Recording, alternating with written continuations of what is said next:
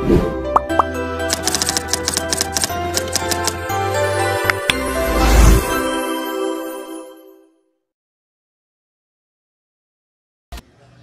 pagi peserta MPLS semuanya. Gimana kabar kalian semuanya di rumah? Kami harap kabar kalian baik-baik aja.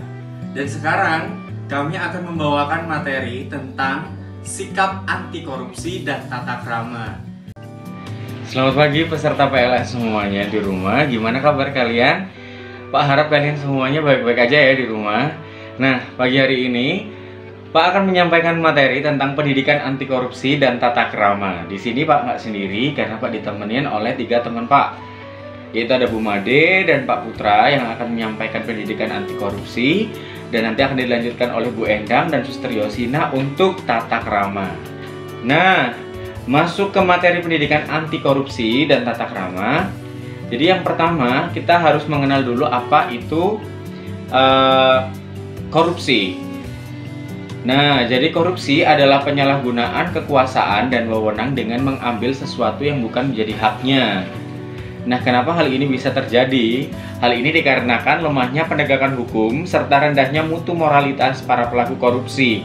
Jadi nggak heran kalau kalian semua akhir-akhir ini ngelihat berita tentang banyaknya tindak kejahatan korupsi. Nah, ini adalah pembelajaran untuk kalian, cukup belajar dari orang lain sehingga kalian bisa memetik pelajaran apa yang harus kalian lakukan untuk ke depan. Nah, apa aja sih objek korupsi? Apa aja sih yang bisa dikorupsiin oleh para pelakunya? Jadi yang pertama itu adalah jelas uang atau anggaran. Yang kedua adalah waktu. Contoh nyatanya adalah kalau kalian janjian dengan teman-teman kalian, kemudian kalian ngaret, itu artinya kalian sudah berbuat korupsi. Korupsi kecil, korupsi waktu. Yang ketiga adalah korupsi benda atau materi. Materi itu nggak cuma tentang mobil atau rumah, tapi juga jawaban ujian. Itu juga salah satu materi. Jadi kalau kalian coba-coba untuk bersikap tidak jujur, itu artinya kalian sudah melakukan satu tindakan korupsi. Dan yang terakhir adalah penggelapan harta atau aset. Nah, ini adalah pengantar dari Pak Putra, nanti akan dilanjutkan oleh Bu Dwi. Halo, selamat pagi semuanya. Di sini saya, Bu Dwi, akan melanjutkan materi yang telah disampaikan oleh Pak Putra. Kalian sudah mengetahui apa itu korupsi, kenapa bisa terjadi korupsi, dan apa saja objek korupsi. Jadi sekarang Ibu akan menjelaskan siapa saja yang berpotensi melakukan korupsi. Menurut kalian siapa? Apakah pejabat? Apakah DPR? Apakah presiden? Atau hanya jajaran menteri dan lain sebagainya? Tentu tidak. Bukan hanya pejabat yang bisa melakukan korupsi. Korupsi bisa dilakukan oleh semua elemen masyarakat tanpa terkecuali, termasuk kalian dan ibu sekalipun bisa melakukan korupsi. Terus, bagaimana cara kita menghindari terjadinya korupsi? Kita bisa menghindari terjadinya korupsi itu dengan menjadikan kejujuran sebagai karakter kuat dan memiliki integritas diri. Bagaimana menyikapi adanya korupsi yang terjadi pada diri kita? Nah, untuk menyikapinya hal tersebut harus memiliki keberanian untuk berkata tidak dan mengutamakan kejujuran. Jadi Ibu harapkan mulai dari sekarang kalian sudah mengurangi yang namanya tindakan-tindakan korupsi. Nah, kira-kira apa saja contoh bentuk korupsi? Ada beberapa contoh bentuk terjadinya korupsi. Yang pertama adalah curang. Misalnya, kalian mengerjakan tugas tetapi dengan mencontek temannya. Itu termasuk tindakan curang, sehingga itu dikatakan sebagai korupsi. Yang kedua ada tidak jujur. Berbohong kepada teman, kepada orang sekitar, orang tua, dan guru, itu juga termasuk tindakan korupsi. Yang ketiga ada egois.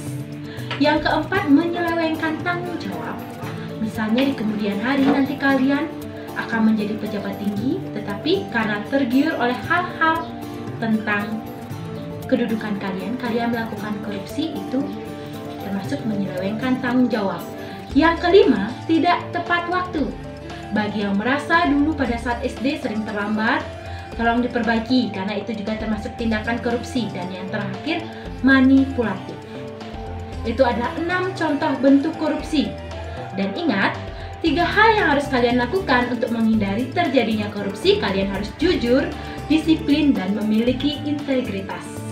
Jadi, di materi anti korupsi ini diharapkan kalian mampu mulai menghilangkan tindakan-tindakan korupsi sekecil apapun.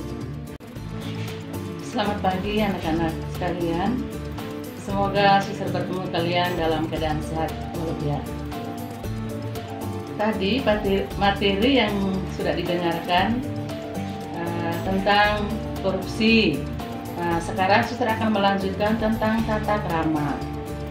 Tata krama itu adalah sebuah kebiasaan sopan santun yang disepakati dalam lingkungan pergaulan antara manusia setempat dan berlaku dalam kurun waktu tertentu.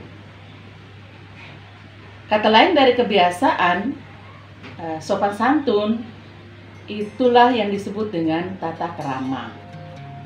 Tata berarti adat, aturan, norma, peraturan. Sedangkan krama berarti sopan santun, kelakuan, tindakan atau perbuatan manusia yang terjadi dalam kehidupan sehari-hari. Nah, nanti kalian akan melaksanakan aturan atau peraturan yang berlaku baik di lingkungan keluarga dan lingkungan sekolah, terutama peraturan yang akan disepakati yang akan dilaksanakan di lingkungan SMP Tegal Jaya. Maka tata krama itu sebenarnya berlaku di dalam lingkungan setempat, seperti peraturan yang akan terjadi di lingkungan SMP Tegal Jaya dan lama-kelamaan akan merambat ke lingkungan yang lebih luas. Tentunya kalian setelah mengikuti, mendengarkan, melaksanakan, menerima aturan yang ada di sekolah SMP Tegal Jaya akan dilanjutkan nanti di lingkungan yang lebih luas, terutama di lingkungan keluarga, dan lebih luas lagi adalah di lingkungan masyarakat dan di lingkungan di mana Anda hidup dan berada. Sekian dan terima kasih materi dari Suster. Sampai ketemu, semoga kalian tetap dalam keadaan sehat walafiat. Tuhan memberkati. Selamat pagi anak-anak, saya Ibu Endang akan melanjutkan materi yang telah diberikan oleh Suster Yosina tentang tata krama.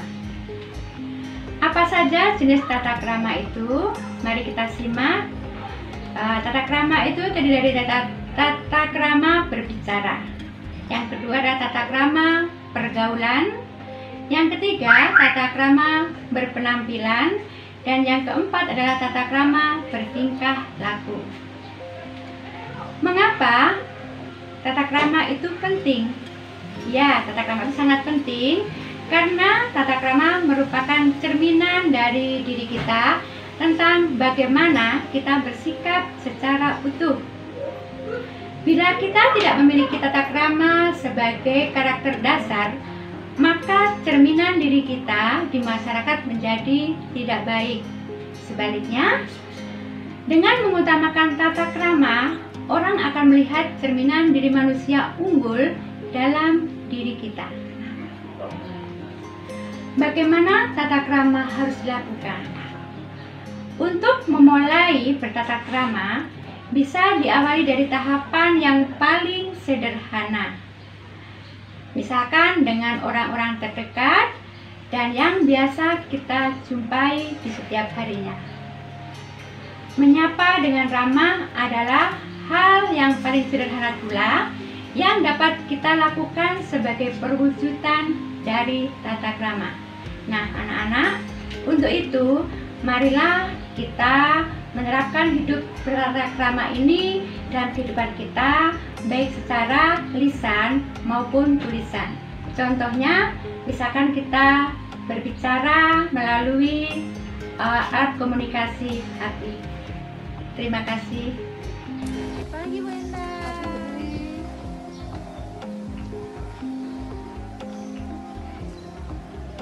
Anak-anak sekalian, ini adalah salah satu contoh tata krama yang benar sesuai dengan protokol kesehatan dalam kaitan dengan wabah virus corona saat ini.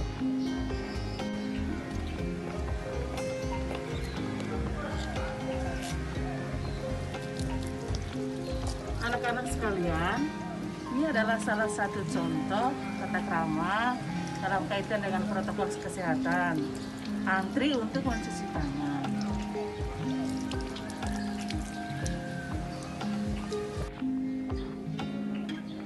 Demikian penyampaian materi sikap anti korupsi dan tata krama. Kami harap kalian mencermatinya dengan seksama dan sampai ketemu di kesempatan berikutnya. Dah. Terima kasih.